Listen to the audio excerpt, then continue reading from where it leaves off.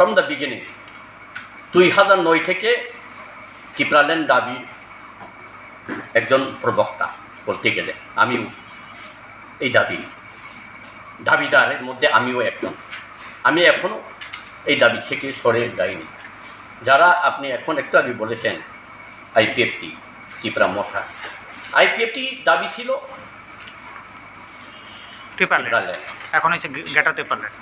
এখন প্রদ্যুৎ বাবুর দাবি ছিল গ্রেটার ত্রিপুরাল্যান্ড। আইপিএফটিও 2017 রাস্তা অবরোধ করেছিল, কিন্তু সেখানে খালি ল্যাংটা হয়ে অনেককে মিছিল করেছিল এবং আমরা পেয়ে গেছি বলে শুয়োর থেকে মোরগ থেকে ছাগল থেকে সব কেটে তারা খেলো। বিভিন্ন গ্রামে আনন্দ ফুর্তি করেছিল, কিন্তু আপনারা দেখেছেন যে ত্রিপুরাল্যান্ড পেয়ে গেছে ত্রিপুরীরা। আর প্রদ্যুৎ বাবু বই no compromise without greater Tripuraland. এরপরে উনি কি আসলো, এনআরসির পরে আসলো কনস্টিটিউশন সলিউশন পর আসলো ইন্টারলোকেটার পর আসলো ত্রিপুরাশা একর পর আসলো বাংলাদেশি ত্রিপুরাদের নির্যাতনের প্রতিবাদ। এরপর আসলো এডিসির যতগুলো চাকরি নিয়োগ হবে রাজ্য সরকার কাছে অর্পণ করা হবে। এরপর এখন তো আসলো বিভিন্ন ইয়েতে যোগাযোগ করে ওরা গত কিছুদিন আগে এক হেলথে নিয়ে এবং গাড়ি ঘোড়া নিয়ে উনি এই জায়গায় ব্যস্ত।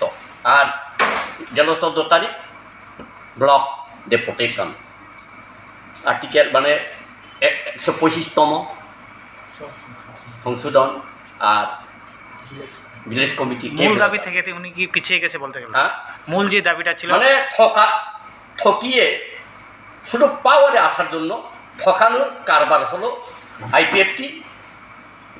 গেল আইপিএফটি এবং এখন আছে এবং যারা এখন ত্রিপুরা মথা তাদেরও শুধু ঠকানো, আমাদেরকে ঠকিয়ে ক্ষমতায় অধিষ্ঠিত হওয়া ওদের লক্ষ্য এবং ক্ষমতা অলরেডি পেয়ে গেছে।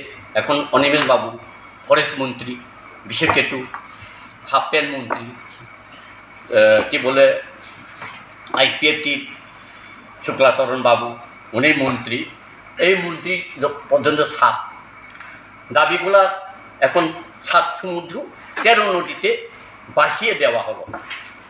তাহলে তাদের উদ্দেশ্য ছিল শুধু আপনাদের নিয়ে রাজনীতি খেলা, ঠকানো।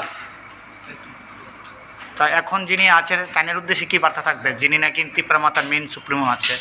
ওনারা আমি আরে বলবো ঠকাইতে পারলে আরও ঠকাও, যতদিন নির্মূল না হওয়া পর্যন্ত ত্রিপুরা ছাড়া ততদিন তুমি ঠকিয়ে যাও।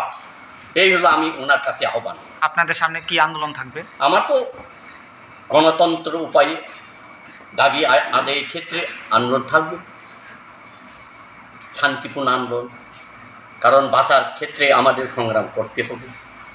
আমরা এটা বাঙালি বিরোধী নয়।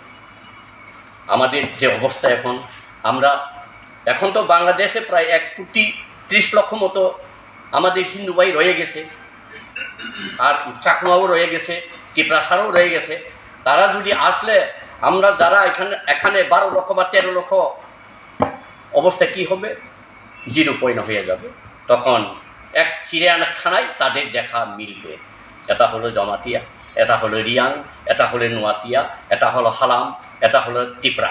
এইভাবে এটাই জন্য আমরা অপেক্ষা করতে হবে। Thank you. আপনার পরিচয়টা? আমার নাম Agur Debbarma, chairman state democratic party.